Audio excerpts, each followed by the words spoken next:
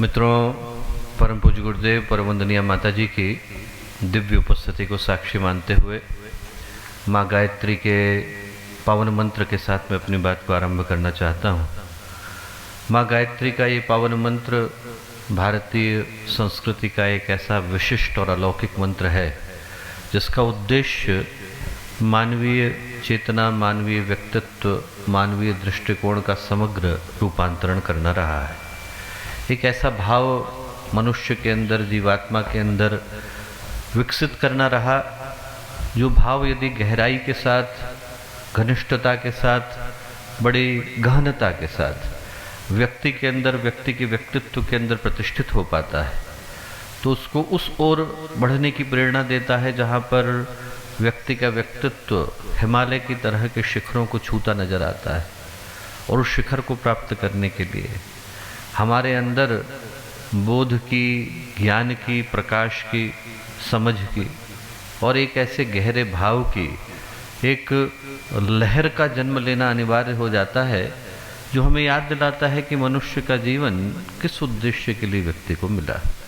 यदि हम गहराई के साथ देखें तो पूज्य गुरुदेव का एक लंबा जीवन, 80 वर्ष का जीवन, उसमें भी 42 वर्ष गुरुदेव के साधना के अंदर गए।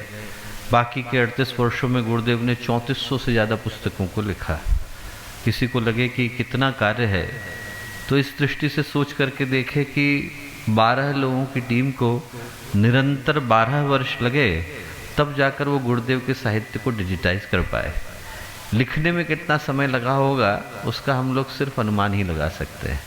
तो गुरुदेव का जीवन, जिनने हिमालय की तरह के जीवन को जिया, महासागर की तरह के जीवन को जिया, उनके व्यक्तित्व का, उनके जीवन का ऐसा कोई आयाम शेष न रहा जहाँ पर वो शिखर के ऊपर जाकर के प्रतिष्ठित न हुए हों। और उस जीवन का, उस व्यक्तित्व का, उस कृतित्व का यदि कोई एक सार निकालना चाहे, ये सोचना चाहे, ये समझना चाहे कि गुरुदेव के जीवन का उद्देश्य क्या रहा होगा, किस भाव की ओर चलने की प्रेरणा गुरुदेव देना चाहते होंगे, तो भाव एक ही था कि मनुष्य का जीवन जिस उद्देश्य के लिए मिला उसको जीने की समझ, बोध, भाव जीवात्मा के अंदर विकसित हो सके।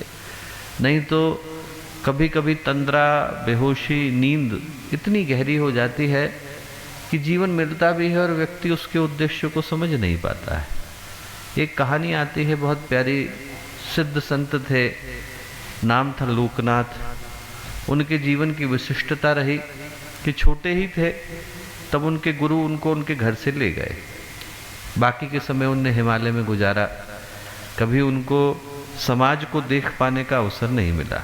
पूरे समय ऊपर ही हिमालय में रहे और वहाँ पर ईश्वर के ध्यान में निमग्न रहते, हमेशा गहन समाधि में, शांति में रहते।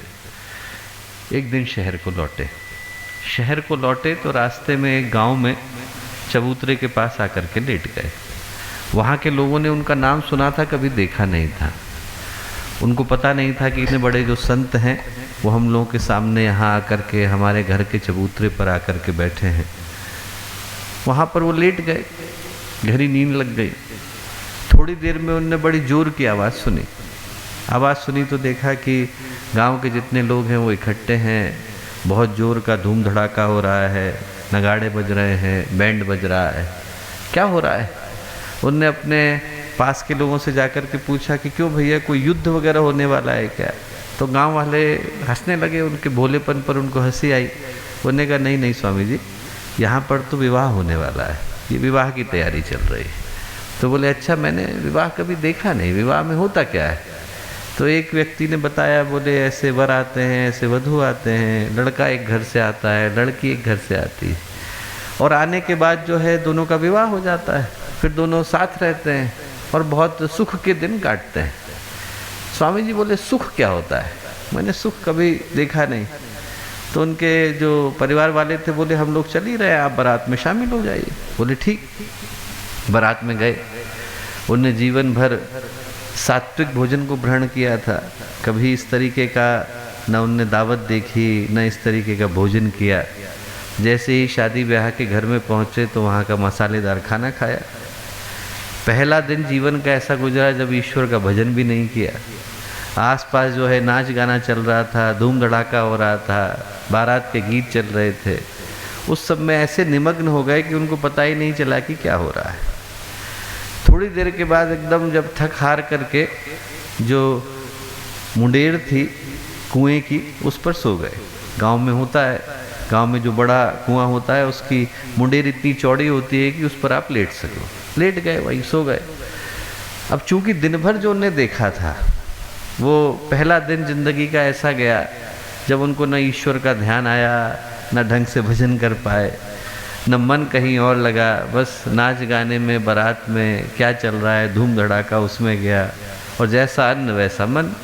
अब मन के अंदर भी वही विचार आने लगे जो आज तक कभी आए नहीं थे। उनको लगा कि उनका भी विवाह होने जा रहा है। अब वो जैसे ही लेटे लेटे उनको मन में एकदम से स्वप्न आया कि उनका भी विवाह होने जा रहा है। विवाह होते होते उन्होंने देखा कि वो घोड़ी के ऊपर चढ़ने वाले हैं। अब जैसे ही घोड़ी पर चढ़ने का विचार आया वैसे ही उनको डर लगा कि मैं तो घोड़ी पे कभी चढ़ा नहीं। अब चढ़ने के विचार से इतना घबराए कि कहीं घोड़ी जो है दुलत्ती न मार दे। तो इस घबराहट के मारे उनने एकदम तुरंत करवट ली सोते सोते हुए और कुएं के अंदर जाकर के गिर गए। अब कुएं के अंदर गिरे तो एकदम लोग जग रहे थे। उस समय तो रात में, बारात के समय में तो लोग रात देर तक जगते हैं। तो 2-4 लोगों ने निकाला और उनको मरहम पट्टी करने के बाद लोगों ने पूछा, स्वामी जी कैसे गिर गए आप, कुएं में कैसे गिरे? लोगों ने पूछना शुरू करा। स्वामी जी कुछ बोले नहीं। अब लोगों ने पूछा कि आप कौन हैं? उनने अपना नाम बताया। नाम जैसे ही बताया तो बताते ही लोगों को लगा कि अरे ये तो बड़े प्रसिद्ध संत हैं। तो गांव के सब लोग इकट्ठे हो गए कि अरे हम लोगों का बड़ा सौभाग्य कि आपके दर्शन हम लोगों को यहाँ मिले। बारात के समय में कोई सोच भी नहीं सकता था। बोले स्वामी जी आप हम लोगों को उपदेश दीजिए। तो स्वामी जी बोले वो उपदेश तो क्या दूँ, आप सब मिल कर के एक ही प्रश्न पूछ रहे हैं कि मैं कुएं में कैसे गिरा, मैं वो बताता हूँ। बोले मेरे जीवन में पहली बार ऐसा दिन गया जब मैंने ना ईश्वर का नाम लिया ना भजन किया। बोले मैं जीवन भर सात्विक भोजन करता रहा, पहली बार मसालेदार भोजन किया, पहली बार इस तरीके का दावत का खाना चखा। बोले सिर्फ मेरे मन में विचार आया, विचार भर आया, और विचार ये आया कि कहीं मेरा भी विवाह न हो जाए।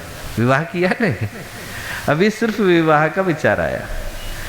बोले इतनी देर के अंदर में जाकर कुएं के अंदर गिर गया। अब आप सोच करके देखिए कि जो जिंदगी भर वही भोजन कर रहा है, जिंदगी भर उन्हीं विचारों में उलझा हुआ है, वो कितने गहरे कुएं में जाकर के गिरेगा।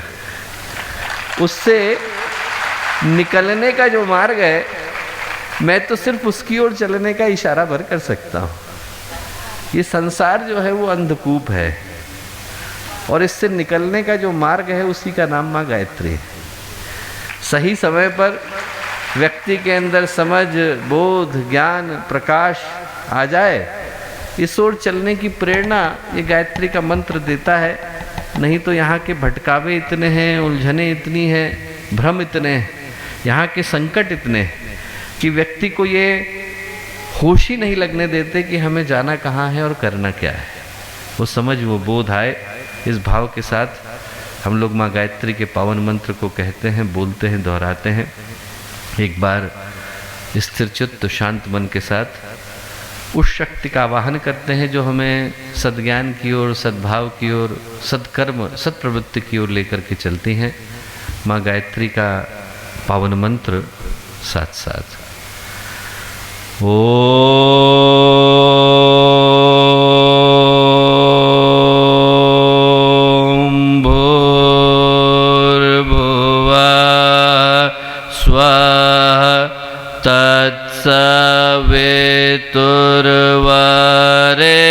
तत्सवितुर्वरेण्यं भर्गो देवस्य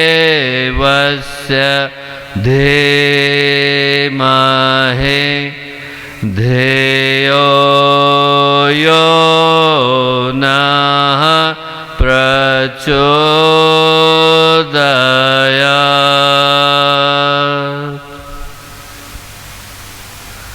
परम पूज्य गुरुदेव, परम वंदनीय माता जी के दिव्य संरक्षण में तो आज के इस शुभ अवसर पर मित्रों, आज एक बड़े ही महत्वपूर्ण अवसर पर उपस्थित हो पाने का ये सुयोग, सुअवसर, सौभाग्य हमको मिला। एक ऐसा सौभाग्य कि जिसको हम ये कह कर के पुकार सकते हैं कि शायद वो सौभाग्य पूरे विश्व के मानचित्र में किसी अन्य प्रदेश को नहीं मिला। भगवानों ने अवतरण के लिए इस भूमि का चयन किया है। भगवान राम की ये भूमि रही, भगवान कृष्ण की ये भूमि रही, भगवान बुद्ध की ये भूमि रही, वाराणसी की भूमि, अयोध्या की भूमि, प्रयागराज की भूमि। हम सोच करके देखें, पवित्रता पराक्रम की भूमि, गंगा की भूमि, यमुना की भूमि, मंदिरों की भूमि, मसीहाओं की भूमि, योगियों की, तपस्वियों की भूमि। और इस भूमि पर यदि आज हम लोग उपस्थित हो पाए हैं तो ये हम लोगों का एक ऐसा सौभाग्य है जिसकी तुलना और किसी सौभाग्य से करके देखी नहीं जा सकती। और आज जिस विषय पर चिंतन करने के लिए हम लोग एकत्रित हैं, सही पूछें तो वो विषय देश के, राष्ट्र के, संस्कृति के, विरासत के, अतीत के, भविष्य के जागरण का है, पूरे विश्व के जागरण का है। यदि इस विश्व को सही दिशा दिखा पाने की क्षमता किसी एक देश के अंदर है और एक संस्कृति के अंदर है तो वो सिर्फ और सिर्फ भारत की संस्कृति के अंदर है। और भारतीय संस्कृति को जगा पाने की सामर्थ्य यदि किसी के अंदर है तो भारत के युवाओं के अंदर है। तो यदि भारत के युवा जागें तभी उस सृजन को कर पाना संभव है, जिस सृजन की प्रतीक्षा न केवल इंसान करता प्रतीत होता है बल्कि पूरा विश्व करता प्रतीत होता है। और आज इस भूमि पर उपस्थित हो पाने का सौभाग्य हमको मिला। ये वो भूमि है दोस्तों जहाँ पर हम लोगों ने यौवन की परिभाषा को बड़े ही अद्भुत तरीके से लिखा। भारतीय संस्कृति शायद विश्व की अकेली ऐसी संस्कृति रही जिसने यौवन की परिभाषा को उम्र से नहीं बल्कि उद्देश्यों की उच्चता से तौल करके देखा। और जिस देश में विचारों के प्रवाह से, चिंतन की तेजस्विता से, चरित्र की प्रामाणिकता से, भावनाओं की सदाशयता से यौवन की परिभाषा लिखी जाती रही हो, वही देश, उसी देश की मिट्टी के अंदर इतना दम हो सकता है कि वहाँ से रानी लक्ष्मीबाई निकल करके आ सकती है। उसी देश की मिट्टी के अंदर इतना दम हो सकता है कि वहाँ से भगत सिंह निकल करके आए, राजगुरु निकल करके आए, चंद्रशेखर आज़ाद निकल करके आए, राम प्रसाद बिस्मिल निकल करके आए। ये जो भारत की मिट्टी है ये साधारण मिट्टी नहीं है दोस्तों। ये मिट्टी ऐसी मिट्टी है कि जहाँ पर यदि ये तपना शुरू करती है तो पराक्रमियों को, बलशालियों को, शूरमाओं को, शौरवीरों को अपना जन्म देती दिखाई पड़ती है। राजा भोज निकल करके आते हैं, विक्रमादित्य निकल करके आते हैं, पृथ्वीराज चौहान निकल करके आते हैं, छत्रपति शिवाजी निकल करके आते हैं और राणा प्रताप निकल करके आते हैं।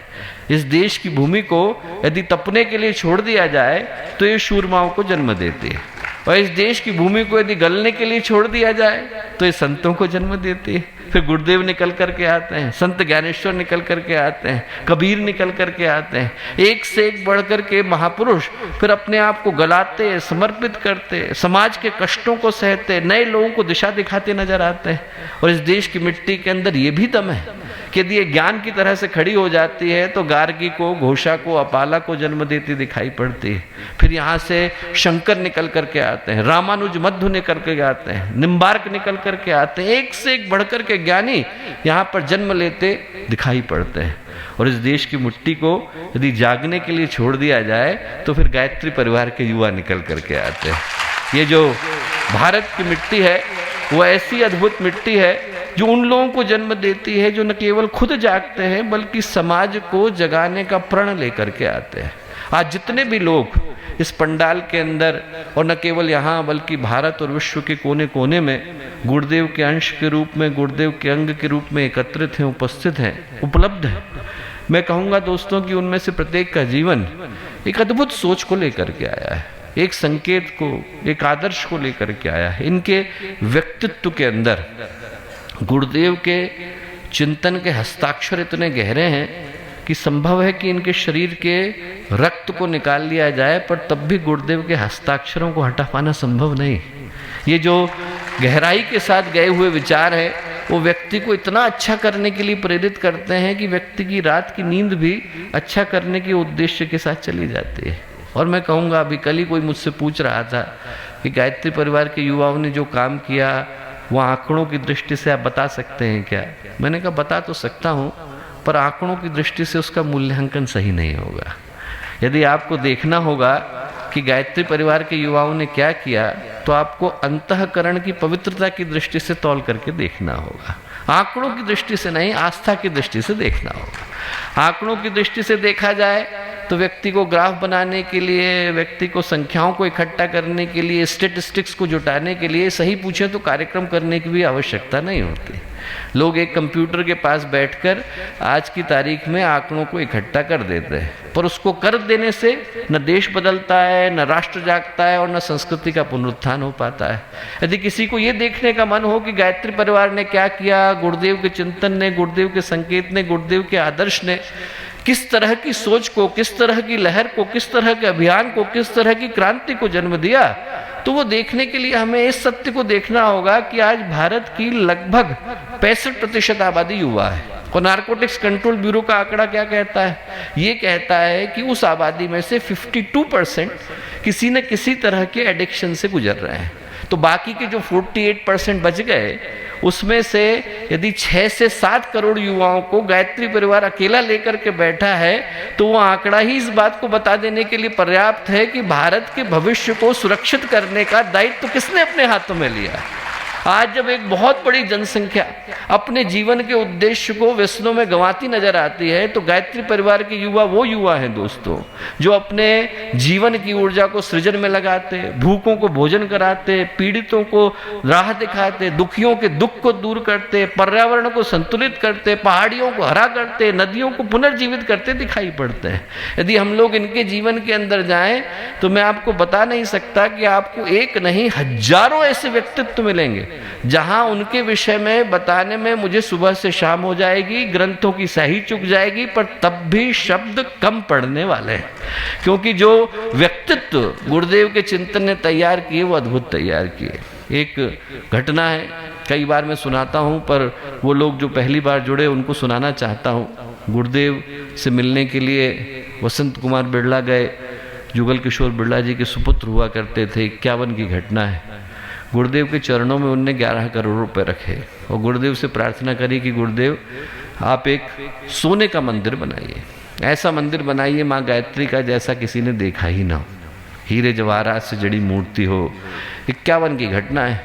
आप सोच करके देखिए कि 11 करोड़ आज की तारीख में ज़्यादा है, उस समय में तो बहुत ज़्यादा था। इन्फ्लेशन को काउंट कर लिया जाए तो 110-120 करोड़ रुपए उनके सामने लेकर के गए, और जिस तरीके से उनने गुरुदेव के चरणों में रखे उसी तरीके से गुरुदेव ने उनको ठुकराया। बोले वसंत पैसे में छूता नहीं, तेरे लूंगा नहीं, तू वापस लेकर के जा। बोले एक बात बता, भगवान सोने के मंदिर में बैठे और बाहर व्यक्ति को खाने को न मिले तो भगवान को कैसा लगेगा? बनाना है तो बोले स्कूल बना, कॉलेज बना, हॉस्पिटल बना, वो भगवान के मंदिर है। बोले भगवान को बैठना होगा तो बैठने के लिए लोगों के अंतःकरण में बैठना पर्याप्त है, उनको सोने के मंदिर की आवश्यकता नहीं। लोग उनसे मिल करके आए और उनको लगे कि आज हम मंदिर होकर के आ गए। हम लोग गायत्री परिवार के व्यक्ति से मिले, मिलने के बाद मन में वही शांति हुई जो मंदिर के अंदर जाने पर होती है। मिलने के बाद जीवन में वही प्रसाद मिला जो मंदिर की मिठाई को खा करके मिलता है। मिलने के बाद जीवन में वही सुगंध आई जो मंदिर की अगरबत्ती से आती है, धूप बत्ती से आती है। गुरुदेव बोले यदि ऐसा हो पाता है तो हमारा गायत्री परिवार को बना पाना सार्थक हो जाएगा, सफल हो जाएगा। दोस्तों, और ये कहने में मुझे शंका नहीं कि आज यदि हम लोग बृहत्तर दृष्टि से देखें, गांव-गांव के अंदर जाएं, छोटे छोटे कस्बों के अंदर जाएं, छोटे छोटे मोहल्लों के अंदर जाएं, तो एक नहीं अनेकों ऐसे व्यक्तित्व देखने को मिलते हैं जिनको देखने के बाद ये प्रेरणा प्राप्त होती है कि गुरुदेव का चिंतन इनके जीवन में गहराई के साथ गया तो जीवन कितनी अच्छी तरह से बदला। अभी थोड़े दिन पहले एक बहन आई, वो आने के बाद रोने लग गई। बोले कि भैया हमारा जो लड़का था वो बोले कि इतना ज़्यादा अपने जीवन के उद्देश्य को भूल गया था। बोले घर से शराब पी करके निकलता था, आता था तो शराब पी करके आता था। बोले आने का ठिकाना नहीं, जाने का ठिकाना नहीं, काम उसने कोई किया नहीं, सारी जॉब छोड़ दी, और बोले कुछ कहो तो मुंह पर सिगरेट का धुआं उछाल करके जाता था। बोले कह सकते नहीं थे, बोल सकते नहीं थे, अपना ही बच्चा था, उसको डांट डपट भी नहीं सकते थे। बोले पता नहीं क्या हुआ कि एक दिन गायत्री परिवार के वृक्षारोपण कार्यक्रम में गया। बोले पता नहीं उसने वहाँ पे क्या सुना। वहाँ से गुरुदेव की पुस्तक है हारिए न हिम्मत, उसको लेकर के लौटा। लौटने के बाद वसीयत और विरासत को पढ़ा, पढ़ने के बाद गायत्री महाविज्ञान को पढ़ा, पढ़ने के बाद बोले वही लड़का है, उसका जीवन ये बदल गया है कि सुबह 5 बजे उठता है, उठने के बाद सबसे पहले पूजा करता है, करने के बाद अपनी जॉब पर जाता है, जॉब से आने के बाद कंधे पे झोला रखता है, लेकर के किताब निकलता है और शहर के सारे लोगों को बांट करके आता है। जो गायत्री परिवार देता है दोस्तों, गायत्री परिवार देता है वो व्यक्तित्व के रूप में देता है। जीवन की जो सबसे बड़ी पूंजी है जो गुरुदेव ने हमें दी, वो हमें हमारे कर्मों के ऊपर संतोष दिया, और ये दुनिया की कोई और चीज़ दे नहीं सकती। आपको पैसा मिल जाएगा, कोई न कोई छीन ही लेगा। आपको पद मिल जाएगा, एक न एक दिन तो चला ही जाएगा। आपको दुनिया की सबसे बड़ी संपत्ति मिल जाए, उसके कम होने का डर व्यक्ति को उसी समय सताने लगता है। वहीं पर चिंता आ जाती है कि कहीं चला तो नहीं जाएगा, जो मिला है कहीं छिन तो नहीं जाएगा। और जो व्यक्तित्व है वो अकेला ऐसा है कि जब व्यक्ति को मिलता है तो मिलने के बाद संतोष ही आता है। जब भूदान का यज्ञ हुआ तो उस समय में संत विनोबा भावे थे, वो बहुत सारे दस्युओं से गए। यहाँ से तो आप लोग जानते ही चंबल का क्षेत्र लगा हुआ है। उनने बहुत सारे दस्युओं से कहा, डाकुओं से कहा कि सब आप लोग अपने अपने हथियारों को छोड़िए, आत्मसमर्पण करिए। एक बड़े कुख्यात डाकू हुआ करते थे, उनने भी अपने अस्त्रों को छोड़ा। छोड़ने के बाद सजा हुई। सजा में जब गए तो उनको जेल में एक अखंड ज्योति कहीं से मिल गई। पढ़ते पढ़ते उनके मन में इतना गहरा भाव आया, उनको लगा कि अखंड ज्योति जो लिखते हैं उनसे तो एक बार जरूर मिलना चाहिए।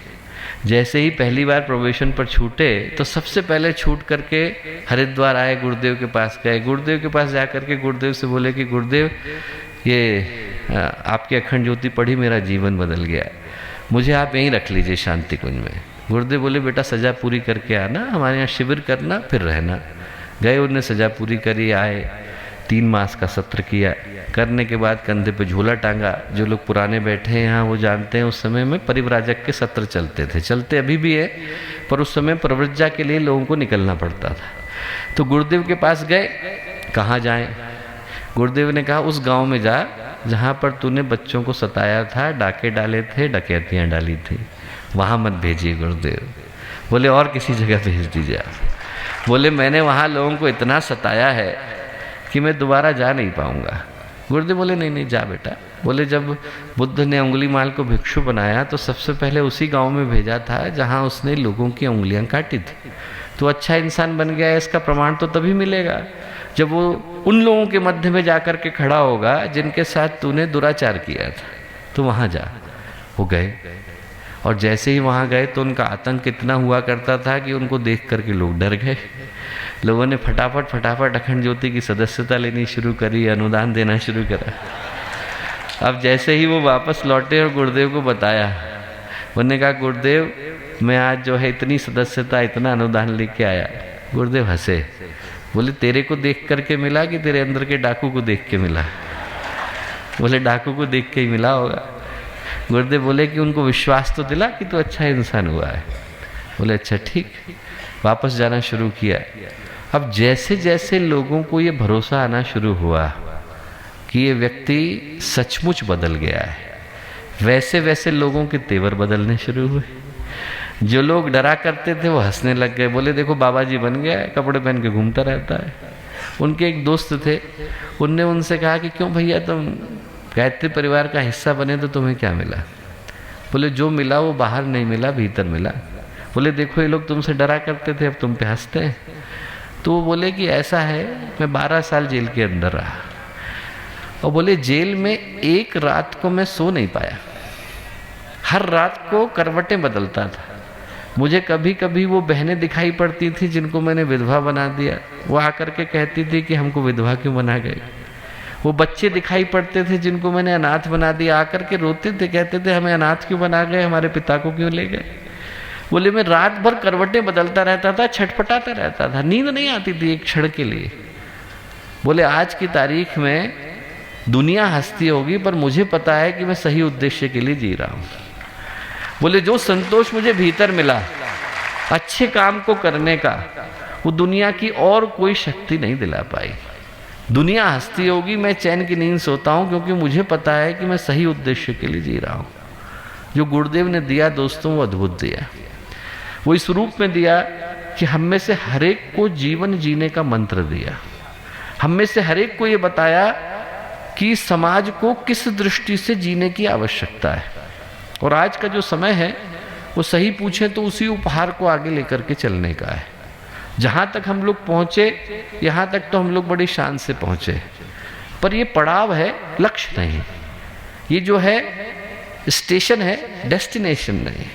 यहाँ से आगे की जो यात्रा है वो युग निर्माण की यात्रा है। जब तक दुनिया के एक भी व्यक्ति के व्यक्तित्व के भीतर अंधकार की एक भी किरण शेष रह जाए, तब तक न हम में से किसी को रुकना है, न थकना है, न ठहरना है।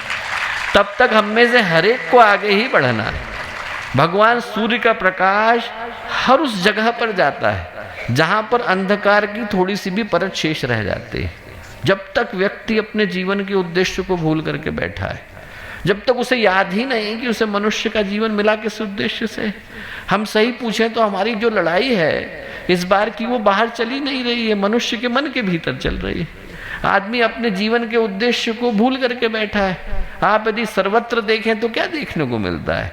शरीर से लोग थक गए, मन से बीमार हो गए, भावनाओं की दृष्टि से संकुचित हो गए, टूटते बिखरते परिवार देखने को मिलते हैं, स्वार्थी निकृष्ट समाज देखने को मिलते हैं। मन की शांति चली गई, दिल का सुकून चला गया, चेहरे की मुस्कुराहट चली गई। आदमी के पास सिर्फ अपने कंधे पर न दिखने वाला वजन है। उसको पता भी नहीं है कि वो किस लिए अपनी जिंदगी की खुशियों को भूल करके बैठा है। आप यदि व्यक्ति के कंधे पर हाथ रख करके देखें और उससे बात करके देखें तो पता चलेगा आदमी फपक फपक करके रोएगा। उसके पास अपने जैसा कहने को कोई है ही नहीं। आदमी अंधेरों के ऊपर भरोसा करके बैठा है। जिस आदमी को वो जानता नहीं, 3000 किलोमीटर दूर रहता है, फेसबुक पर दोस्ती करके बैठा है, उससे अपनी मन की बात कहने को तैयार है। पास में दोस्त बैठे हैं, घर में माता पिता बैठे हैं, अपने बैठे हैं, उनसे व्यक्ति कही नहीं पाता, क्योंकि हम लोगों ने दूरियां इतनी गहरी कर दी हैं, इतनी गहरी कर दी हैं कि हर आदमी इतने बड़े आइलैंड के अंदर, इतने बड़े द्वीप के अंदर अकेला हो गया है। भीड़ पैदा कर दी है, आदमी को अकेला कर दिया है। और ऐसे समय में व्यक्ति को उसके जीवन का उद्देश्य याद दिलाना बहुत जरूरी है। ये जो चुनौती है वो हम लोगों के सामने बड़ी गंभीर है। मैं कहूँगा कि हर व्यक्ति को अपने मन के अंदर गहराई के साथ आज के दिन एक ही संकल्प को लेने की आवश्यकता है। और संकल्प ये लेने की आवश्यकता है कि जो हमें मिला उसे हमें दूसरों तक पहुँचाना है। गंगा जी का अवतरण हुआ, भगीरथ के पास आई। चाहते तो भगीरथ वहीं पर उनकी तपस्या का अंत कर देते। 2 बार तपस्या करनी पड़ी थी, एक बार भी नहीं करी थी। पहली बार करी थी तो फिर इस बात के लिए ब्रह्मा जी तैयार हुए थे कि हम अपने कमंडल को छेद देंगे, गंगा बह जाएगी। पर आप दोबारा तपस्या करो। क्यों? ताकि शंकर जी को तैयार कर सको कि वो अपनी जटाएं खोलें और गंगा को धारण करें। भगीरथ ने 2 बार तपस्या करी। और तपस्या का कारण क्या था? बच्चे बच्चे को पता है। तपस्या का कारण एक ही था कि उनके जो पूर्वज थे सगर के पुत्रों को श्राप लगा था। अपने जो पूर्वज थे उनके पुत्रों का श्राप दूर करने के लिए भगीरथ ने तपस्या करी थी। चाहते तो वहीं पर दी एंड कर देते। गंगा जी आ गई। गंगा जी के आने के बाद हमारी रिस्पॉन्सिबिलिटी खत्म।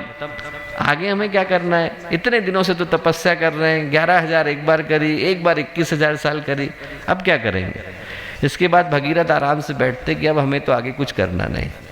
घर में गंगा जी का कुंड बनाएंगे, 500 रुपये का टिकट लगाएंगे। आपको देखना हो तो आइए, अमृत कुंड का एक बूंद लेकर के जाइए। चाहते तो भगीरथ ऐसा करते, ऐसा किया नहीं। उनने क्या किया? हमारा कष्ट गया, अनेकों का कष्ट व्यापी।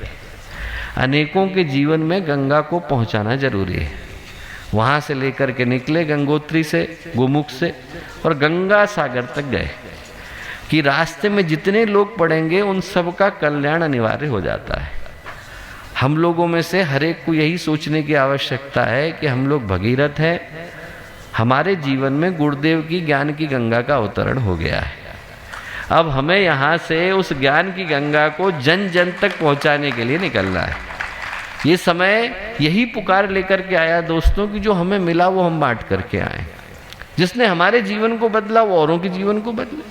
जिसने हमारे चरित्र को छुआ, हमारे व्यक्तित्व को छुआ, हमारे अंधेरे के अंदर प्रकाश पैदा किया, वो हम दूसरों के अंदर पैदा करके आए। आज की तारीख में व्यक्ति स्वार्थ में, अहंकार में, अपने अंदर के तनाव के अंदर, उद्विग्नता के कारण, दुर्भाव के कारण इस कदर खो गया है कि जीवन के उद्देश्य को भूल करके बैठा है। सब कुछ मिल जाए तब भी व्यक्ति के अंदर का भाव, अतृप्ति, उसके अंदर भाव ये पैदा करते हैं कि हमें तो कुछ मिला ही नहीं, सब कुछ दे दिया जाए। जहाँ हम बैठे हैं, यहाँ से लेकर जहाँ पर ब्रह्मा, विष्णु, महेश, सारे बड़े देवता बैठे हैं, वहाँ तक के सारे देवी देवता यदि एक ही व्यक्ति की कामनाओं को पूरा करने के लिए जुट जाए तो वो बेरोजगार हो जाएंगे, पर उस व्यक्ति की कामना को पूरा कर पाना संभव नहीं। इतनी कामनाएं व्यक्ति लेकर के बैठा है और तब भी मन में अतृप्ति आ गई, तब भी मन के अंदर असंतोष आ गया है। सब कुछ मिल जाने के बावजूद व्यक्ति खाली खाली महसूस करता है। आप सोच के देखिए कि जो अरबपति हो गए, खरबपति हो गए, वो फिर घूस क्यों खाते हैं, बेईमानी क्यों करते हैं, भ्रष्टाचार क्यों करते हैं? जितना मिलना था उतना मिल गया है, क्योंकि मन के अंदर कहीं ये गहरे बैठ गया है कि जितना मिला है वो कम है, अभी इसको और पूरा करने की आवश्यकता है। वो के मुंशी ने कहानी लिखी है, कहानी ये लिखी है कि एक मछुआरा था, गया पानी के अंदर, जाल डाला, संयोग से सोने की मछली पकड़ी गई। वो जो सोने की मछली थी वो मछुआरे से बोली कि ऐसा है मछुआरे, मैं साधारण मछली नहीं हूँ, मैं स्वर्ण मछली हूँ। और बोले मेरे अंदर एक विशिष्टता है, तेरी कोई भी इच्छा हो मैं पूरी कर सकती हूँ। मछुआरा बोला कि मैं अपनी पत्नी से पूछे बगैर कोई काम करता नहीं हूँ, एक बार पत्नी से पूछ के आऊँ। बोले हाँ पूछा। पत्नी के पास गया, पत्नी बोली कि यदि तुझे ऐसी मछली मिल ही गई थी तो तू उससे मांगता कि तू शहर का सबसे धनवान व्यक्ति बन जाए। तो उसने कहा अच्छा ठीक। गया, उसने जाके मछली से कहा कि मुझे शहर का सबसे धनवान व्यक्ति बना दे। मछली ने कहा बनाया, और कुछ? पत्नी से पूछ के आता हूँ। बोले अच्छा पूछ के आ। गया पत्नी से पूछने, पत्नी ने तब तक शहर का धनवान व्यक्ति बन गया था। पत्नी ने कहा अरे जब तुझे ऐसी मछली मिल ही गई थी तो उससे मांगता कि तू पूरे देश का सबसे धनवान व्यक्ति बन जाए। बोले अच्छा ठीक। गया, मछली से कहा कि मछली मुझे तू देश का सबसे धनवान व्यक्ति बना दे। बनाया, और कुछ? पत्नी से पूछ के आता। पूछ के गया पत्नी से पूछने के लिए, पत्नी के पास गया तो पत्नी बोली कि अरे तुझे ऐसी मछली मिल ही गई थी तो तू उससे मांगता कि तुझे पूरी दुनिया का सबसे अमीर आदमी बना दे। बोले बनाया, और कुछ? पत्नी से पूछ के आता हूँ। गया पत्नी के पास, पत्नी बोली कि अरे जब तुझे पूरी दुनिया का सबसे अमीर आदमी बना दिया तो तू ये मांगता कि ये जो सूर्य है, चंद्र है, तारे हैं, सूरज है, चंद्रमा है, ये सब तेरी इच्छा से हो गए, तेरी इच्छा से अस्त हो। गया वो मछली से बोला कि मछली ये जितने सूरज है, चंद्रमा है, तारे, सबको मेरी इच्छा से बांध दे। मैं जब इच्छा करूं तब उगें, जब मैं इच्छा करूं तब ढलें। मछली बोली देख तेरी एक ही इच्छा पूरी करनी थी, मैंने 3 कर दी। तू अपनी उसी टूटी झोपड़ी में ठीक था, मैं चलती हूँ।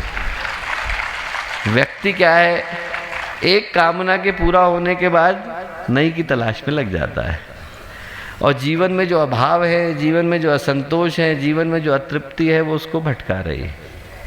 आदमी के संकट बाहर नहीं, उसके मनुष्य के मन के भीतर है। अंदर की जो कमी है वो उसे संसार में भटकाती घूम रही है। अंदर का जो अभाव है वो व्यक्ति के स्वभाव को बदलने में लगा है। वो एक घटना आती है कि एक बच्चा था, चोरी करते देखा टीचर ने, तो टीचर पकड़ करके उसे घर में ले गए। उन्होंने कहा यहाँ डांटना ठीक नहीं है। घर में लेकर के गए तो जो उस बच्चे के पिताजी थे वो बड़े शासकीय ऑफिसर थे, गवर्नमेंट ऑफिसर थे। उन्होंने जोर का लपड़ लगाया, तो चोरी करता है? बोले तेरे लिए तो मैं ऑफिस से इतनी अच्छी अच्छी चीजें उठा करके लाता हूँ, तब भी तू चोरी करता है? वो जो टीचर थे बोले साहब गलती हो गई हमसे। बोले मैं तो ये सोच करके आया था कि ये बच्चा अभाव के कारण चोरी करता है, यहाँ आकर के देख रहा हूँ कि ये तो स्वभाव के कारण चोरी करता है। बोले आपने तो घर का वातावरण ही ऐसा बना दिया कि बच्चा चोरी नहीं करे तो क्या करे। और आज जो वो वातावरण है वो व्यक्ति को गलत करने के लिए प्रेरित कर रहा है। मैं कहूँगा दोस्तों कि जो हमें मिला वो ऐसा मिला जिसकी तुलना किसी और चीज़ से करी नहीं जा सकती। जीवन का उद्देश्य मिल जाए, जीवन की समझ आ जाए, जीवन का बोध आ जाए जो गुरुदेव ने दिया, तो इससे बढ़कर के उपहार मनुष्य के जीवन में दूसरा नहीं हो सकता है। और वो हमें मिला है। एक नहीं, हम हजारों लोगों से पूछ करके आए तो हमें पता चलेगा कि जो उनको मिला वो अद्भुत मिला। हमारे छत्तीसगढ़ में एक कार्यकर्ता थे, दुर्भाग्य से रहे नहीं कोविड के दिनों में। उनके जीवन की बड़ी अद्भुत घटना थी। बहुत डिप्रेशन के शिकार हो गए। उनने कहा अब तो फांसी लगाएंगे। घर में उनने ढूंढा, पुरानी एक लकड़ी का वो था बांस, उसमें उनने रस्सी बांधी, खड़े हो गए, जोर लगाने लगे कि फंदा जो है ढंग से लग जाए। बहुत कोशिश करी तो फंदा तो नहीं लगा, पर जो मुंडेर के ऊपर अपने हम लोग बोलते हैं ऊपर, उसके ऊपर जितनी चीज़ें पड़ी थी पल्ले के ऊपर, वो किताबें नीचे आके गिर गई। उन किताबों में अखंड ज्योति थी। अखंड ज्योति नीचे गिरी तो खुल गई। खुलते से ही जो उनके सामने में लेख आया उसमें लिखा था कि मनुष्य के जीवन का उद्देश्य महानता है। उनने तुरंत वो लेख लिया, पढ़ा, पढ़ करके एकदम गुरुदेव के पास आए। किसी को बताया नहीं था कि क्या हुआ, क्या घटा, घर में किसी को क्यों बताना। जैसे ही गुरुदेव के पास आए और गुरुदेव के पैरों को पकड़ करके रोए तो गुरुदेव क्या बोले? बोले बेटा, मनुष्य का जीवन मरने के लिए नहीं, दूसरों को जिंदगी देने के लिए मिलता है। तू दूसरों को जिंदगी दे। क्या करूं मैं गुरुदेव? गुरुदेव बोले कि तू शिक्षा अधिकारी था। बोले हाँ, बच्चों को पढ़ा। और उनने क्या करना शुरू करा?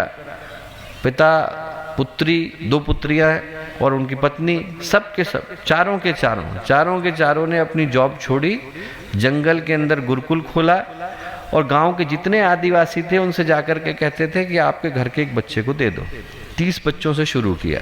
और एक समय ऐसा था कि उनके गुरुकुल के अंदर 1800 से ज़्यादा विद्यार्थी आकर के पढ़ते थे। पूरे गांव के, पूरे बस्तर के अंचल के छोटी छोटी जगह के विद्यार्थी उनके यहाँ आकर के पढ़ते थे कि इनके यहाँ जो जीवन की दिशा मिलती है वो कहीं नहीं मिलती। तो गुरुदेव ने जो हमको दिया दोस्तों, वो औरों को देने का समय आ गया है। यदि कोई पूछे कि युग निर्माण का सूत्र क्या है, विचार क्रांति का आधार क्या है, व्यक्ति के निर्माण का, परिवार के निर्माण का आधार क्या है, तो बड़ा सीधा सरल स्पष्ट है। जो हमें मिला वो हम आपको दे रहे हैं। जो हमें गुरुदेव ने सिखाया हम आपको सिखा रहे हैं।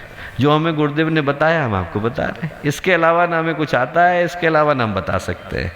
हमको तो गुरुदेव ने डाकिया बनाया है, और डाकिया बना करके जो गुरुदेव की चिट्ठी है हम आपके पास पहुंचाने आए हैं। हम पहुंचाने इस भाव से आए हैं कि यदि आपको ये पत्र अच्छा लगे, जो गुरुदेव लिख करके गए, बता करके गए, उससे यदि आपके जीवन में क्रांति हो तो आप निश्चित रूप से करके जाइएगा। आज का जो दिन है वो इसी संकल्प को लेने के भाव से आया। 3 निर्माण गुरुदेव ने बताए: व्यक्ति का निर्माण, परिवार का निर्माण, समाज का निर्माण। आज उन तीनों के लिए हम लोगों को यहाँ से संकल्प को लेकर के जाने की आवश्यकता है। व्यक्ति को क्या बताना है? व्यक्ति को वो बताना है जो वो भूल गया है। क्या भूल गया है? जीवन का उद्देश्य भूल गया है। एक कहानी आती है दोस्तों, कहानी आती है पुराणों में। पुनर्वसु नाम के महर्षि हुए, उनके शिष्य थे अग्निवेश। पुनर्वसु लंबे समय की समाधि के अंदर बैठे थे और एक दिन उनकी आंखें खुली। आंखें खुली तो उनके मुंह से एक ही शब्द निकला, महाविनाश। क्यों बोल रहे हैं गुरुदेव ऐसा? तो बोले मैं कलयुग को देख रहा हूँ। कलयुग में क्या देख रहे हैं? बोले अनेक चित्त विभ्रांता, अनेकों लोग एक ही पथ पर चल रहे हैं। क्या पथ है? बोल रहे हैं, पुनर्वसु के मुंह से निकला, आधि व्याधि शतग्रस्ता। अनेकों लोगों को आधियां, व्याधियां, शरीर के कष्ट, मन के कष्ट हो गए। आधि व्याधि शतग्रस्ता निरस्त ज्ञान चक्षुषु, ज्ञान के चक्षु खत्म हो गए। ये पता ही नहीं है कि जीवन क्यों जीना है। आधि व्याधि शतग्रस्ता निरस्त ज्ञान चक्षुषु पशु तुल्यश्चरन्ते ते देह मात्रैक दृष्टया। पशु की तरह से जीवन को जी रहे हैं और सिर्फ शरीर को ही सब कुछ मान करके बैठे। ऐसा उन्होंने सोचा और बोला, क्या कारण है? शिष्य ने पूछा। बोले प्रज्ञापराधम मूलम सर्व रोगाणाम। दुनिया के सारे रोगों का कारण एक ही है कि प्रज्ञा का अपराध हो गया है। जो नहीं सोचना था वो व्यक्ति सोच रहा है, जो नहीं खाने योग्य था वो खा रहा है, जो नहीं करने योग्य था वो कर रहा है, जो नहीं बोलने योग्य था वो बोल रहा है। व्यक्ति के जीवन का संकट यहीं से तो आया।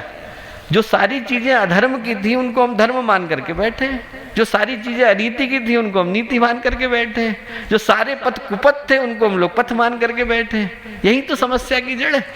एक बार गुरुदेव के पास एक बहुत प्रसिद्ध संत थे, वो लेकर के गए, उन्होंने पुस्तक लिखी थी योग में सदाचार। तो गुरुदेव बोले कि बेटा तू इसको दोबारा से लिख। बोले क्यों? बोले तू लिख योग में शिष्टाचार। बोले लोग सदाचार तो भूल ही गए, अब तो लोगों को शिष्टाचार याद कराने की आवश्यकता है। व्यक्ति को यही नहीं पता है कि बोलना क्या है, कहाँ कैसे बोलना है, कैसे किसके साथ व्यवहार करना है। तो व्यक्ति को याद दिलाने की आवश्यकता है दोस्तों कि जो जीवन मिला वो कितना कीमती है। सिर्फ खाने और हम लोगों को जीवन जीने का निर्धारण करना होता तो पशु भी कर लेते हैं। हम लोग पशु से ऊपर हैं कि नहीं?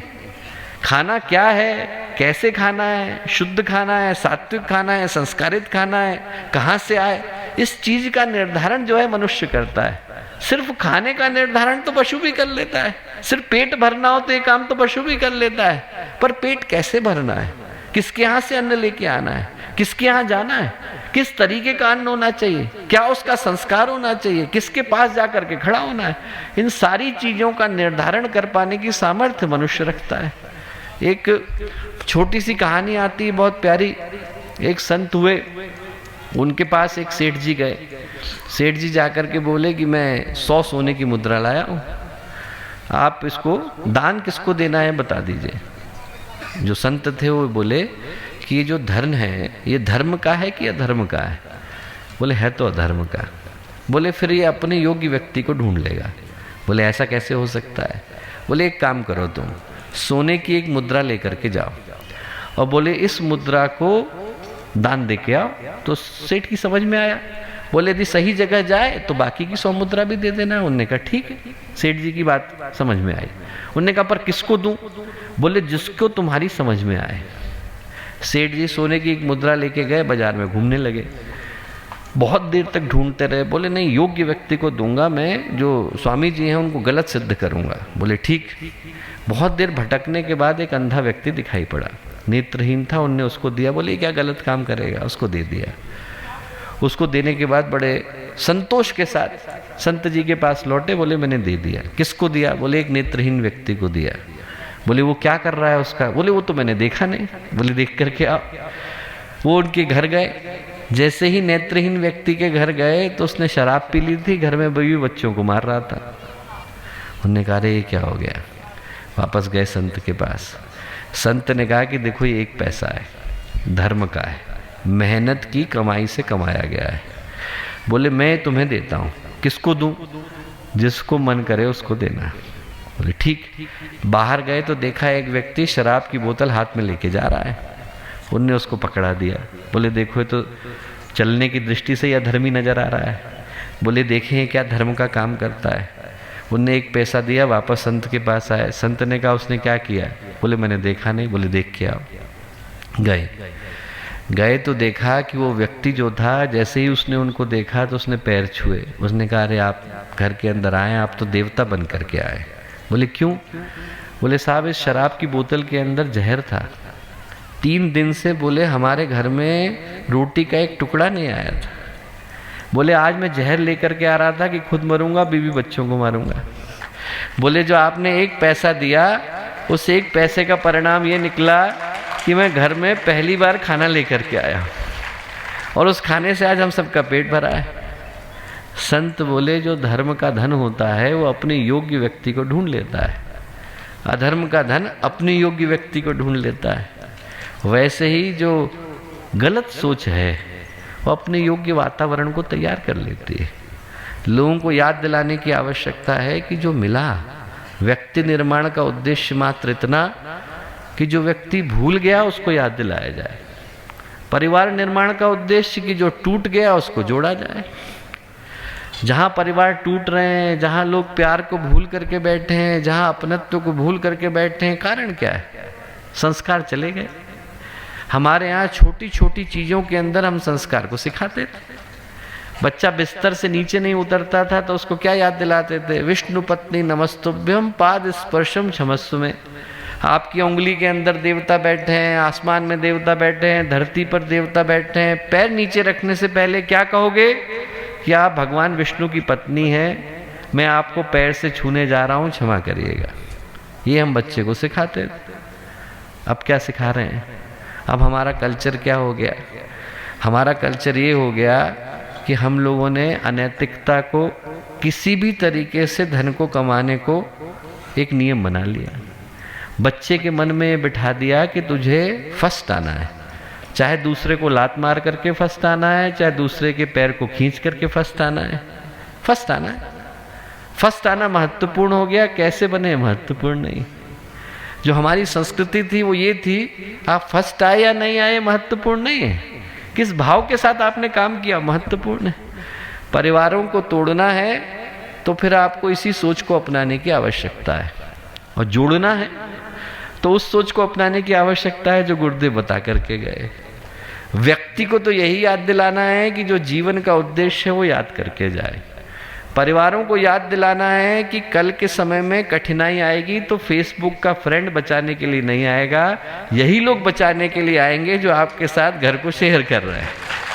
और यदि इनके साथ को लेना है, सहयोग को लेना है, तो लेने के लिए एक ही चीज को करने की आवश्यकता है कि हम लोगों को एक होने की आवश्यकता है। और समाज के निर्माण के लिए जिन चीजों ने समाज को तोड़ा, जाति ने तोड़ा, पाति ने तोड़ा, वर्ग ने तोड़ा, वर्ण ने तोड़ा, इन सारी चीजों को भुला देने की आवश्यकता है। देश को एक करने की आवश्यकता है, संस्कृति को एक करने की आवश्यकता है। आज की तारीख में गुरुदेव जो 3 सूत्र दे करके गए, नर और नारी एक समान, जाति वंश सब एक समान, मानव मात्र एक समान, सही पूछें तो इससे बढ़कर के नए युग के निर्माण का दूसरा कोई नारा हो ही नहीं सकता। मैं आपको बताऊं कि अभी 1-2 दिन पहले ही एक मंत्री जी मिले तो मैं उनसे यही बोला, मैंने कहा कि जाति की बात मैं आपको सत्य अपनी घटना बताता हूं। मैंने कहा झूठ नहीं बोल रहा, मैं आपको सत्य घटना बताता हूं। हम लोग शांति कुंज में पले बड़े, हमें किसी ने नहीं बताया कि आपकी जाति क्या थी, किसी ने नहीं बताया। ना हमने कभी किसी से पूछा, ना हमें समझ में आया कि जाति भी कोई चीज होती है। पहली बार भल्ला कॉलेज में मैं पढ़ने के लिए गया, वहां पर कागज रखा हुआ था, कागज में नाम लिखना था, पिता का नाम लिखना था, पता लिखना था और जाति लिखनी थी। मुझे पता ही नहीं था कि जाति क्या होती है। मैंने बहुत देर तक पूछा, सोचा क्या हो सकता है, तो फिर मैं लिख करके आया मनुष्य जाति। तो हमारे जो प्रिंसिपल थे, प्रिंसिपल जो थे उनने बुलाया, उनने सोचा कि इसने मजाक करने के लिए लिखी है, मजाक उड़ाने के लिए हमारा, कि मनुष्य जाति, इसने जानबूझ करके मजाक उड़ाने के लिए लिखी है। उनने बुलाया, और जब बुलाया तो उनकी आंख से आंसू आ गए। बोले पहली बार मैं हरिद्वार में ऐसे बच्चों को देख रहा हूँ कि जिनके पास ये भाव ही नहीं है कि हम लोग तो एक ही जाति के, जाति वंश सब एक समान। और सही पूछें तो वही एकमात्र सोच है, मानव मात्र एक समान, जाति वंश सब एक समान, नर और नारी एक समान, मिलकर के भारतीय हैं हम लोग। और इस भारत को सुरक्षित करने की आवश्यकता है। ये गायत्री परिवार सुरक्षित रहे, ये भारत सुरक्षित रहे, भारतीय संस्कृति सुरक्षित रहे, हमारे आने वाले बच्चे सुरक्षित रहे। यदि हम ही पट गए, हम ही बिखर गए, तो आने वालों के हाथ में छोड़ के क्या जाएगी। हमें सबसे पहले तो अपनी एकता को, अपनी प्रेम को, अपने सामंजस्य को, अपने सहयोग को सुरक्षित करने की आवश्यकता है। दोस्तों, जो गुरुदेव ने दिया वो अद्भुत दिया, और जो आगे छोड़ने की आवश्यकता है वो उससे भी ज़्यादा महत्वपूर्ण है। जो सूत्र वो दे करके गए, व्यक्ति को बदलने का, परिवार को बदलने का, समाज को बदलने का, उसकी पुकार सिर्फ गायत्री परिवार की नहीं है, आज पूरा देश, पूरा विश्व उसको पुकार रहा है। आप कहीं दृष्टि उठा करके देखिए, मिडिल ईस्ट में लड़ाई चल रही है, यूरोप में लड़ाई चल रही है, दक्षिण अमेरिका में लड़ाई चल रही है। उन सब के समाधान के स्वर यदि कहीं से उभर सकते हैं तो एक ही जगह से तो उभर सकते हैं, और वो हमको मिला हुआ है। जो हमको मिला हुआ है उसको बांटने का समय आ रहा है। मैं कहूँगा कि हर व्यक्ति यहाँ से इसी गहराई के संकल्प को लेकर के जाए कि जो सौभाग्य मिला वो जन जन तक पहुँचे। व्यक्ति को याद दिलाया जा सके कि मनुष्य के जीवन का उद्देश्य क्या और किस लक्ष्य उद्देश्य को ध्यान में रख करके जीने की आवश्यकता है। हीरा मिला है, कंकड़ की तरह से उसको हम फेंक न बैठे। परिवार जोड़ने की आवश्यकता है, समाज सहयोग विकसित करने की आवश्यकता है। ये सारे सूत्र यदि एक साथ विकसित होते हैं इसमें से हम लोग उठें तो यहाँ से एक एक व्यक्ति अपने मन में एक धारा को लेकर के उठे। परिवार को जोड़ने के लिए हम आगे बढ़ेंगे, समाज को जोड़ने के लिए हम आगे बढ़ेंगे, समाज के अंदर समरसता लाने के लिए हम आगे बढ़ेंगे, व्यक्ति के अंदर उद्देश्य याद दिलाने के लिए हम आगे बढ़ेंगे।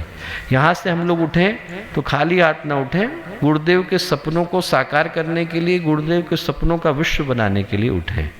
हम लोग जिस उद्देश्य के लिए आए धरती पर, उस उद्देश्य को पूरा करने के लिए धरती भी पुकार रही है, आसमान भी पुकार रहा है, चलती हवाएं पुकार रही हैं, निकला हुआ सूरज पुकार रहा है, हमारी बाद वाली पीढ़ियां पुकार रही हैं और हमारे पीछे वाली पीढ़ियां पुकार रही हैं। सब पुकार करके यही कह रही हैं कि जो मिला है उसको हम लोग अपनी जेबों में रख करके न बैठ जाएं, बल्कि समाज को दे करके जाएं।